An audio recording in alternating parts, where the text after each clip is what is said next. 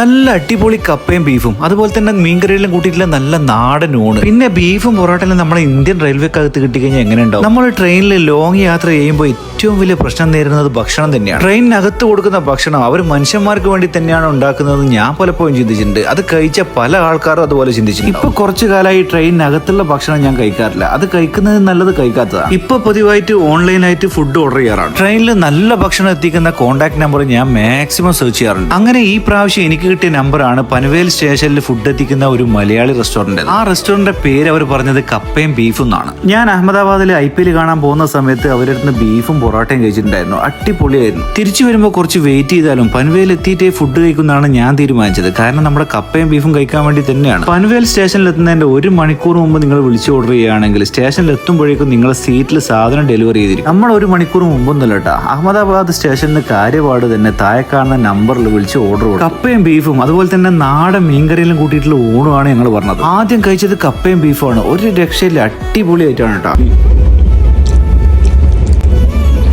ട്രെയിനിൽ ഇത്രയും നല്ല ഫുഡ് കിട്ടിയോണ്ടാണോ എന്നറിയില്ല. ഒന്നുകൂടി പറയായിരുന്നോ എന്ന് ചിന്തിച്ചു പോയി. ഇനി എന്തായാലും പോയില്ല. ഇനി നമ്മുടെ കയ്യിലുള്ള മീൻകറിയും ചോറും ഒന്ന് ട്രൈ ചെയ്യാന്ന് വിചാരിച്ചു. നമ്മളെ നാട്ടിലെല്ലാം കിട്ടുന്ന കുറുവാരിന്റെ ചോറാണ് ഉണ്ടായത്. അതിന്റെ കൂടെ കേബേജ് വറവും പപ്പടവും മീൻകറിയാണ് ഉണ്ടായത്. നമ്മുടെ നാട്ടിൽ കിട്ടുന്ന ചോറിനെ അപേക്ഷിച്ചിട്ട് ഭയങ്കര സംഭവമാണെന്ന് ഞാൻ പറഞ്ഞില്ല. പക്ഷെ ആ ടൈമിൽ ആ ട്രെയിനിൽ കിട്ടുമ്പോൾ എന്തോ ഒരു ടേസ്റ്റ് അതിനുണ്ട്. നമ്മുടെ കേബേജ് വറവും മീൻകറിയും ചോറും പപ്പടവും ആ നേരത്തെ കപ്പ ബിരിയാണി ഉണ്ടല്ലോ, അതും കൂടി അതിൻ്റെ അകത്ത് കൂട്ടി കുഴച്ചൊന്ന് കഴിച്ചു നോക്കേട്ടാ. അടിപൊളിയായിരുന്നു. ഞാൻ ഇവിടുന്ന് വാങ്ങി കഴിച്ചാൽ എനിക്ക് ഏറ്റവും ടോപ്പായി തോന്നിയിട്ടുള്ളത് ആ കപ്പയും ബീഫും തന്നെയാണ് കേട്ടോ. നിങ്ങൾ കാശ്മീരിലേക്കോ മണാലിയിലേക്കോ ഡൽഹിയിലേക്കോ എവിടെ യാത്ര ചെയ്യുന്നവരായിക്കോട്ടെ, പൻവേൽ ടച്ച് ചെയ്യുന്നുണ്ടെങ്കിൽ ഈ ഒരു സ്ഥലത്ത് നിന്ന് ഫുഡ് വാങ്ങിക്കുകയാണെങ്കിൽ നിങ്ങൾക്ക് ഒരിക്കലും നഷ്ടമാവും. കാരണം ആദ്യമായിട്ടാണ് ഞാൻ ട്രെയിനിൽ നിന്ന് വയറും മനസ്സും നിറച്ച് ഭക്ഷണം കഴിക്കുന്നത്. അപ്പോൾ ഇതുപോലുള്ള പുതിയ വീഡിയോ വീണ്ടും കാണാം. Bye from taste and travel.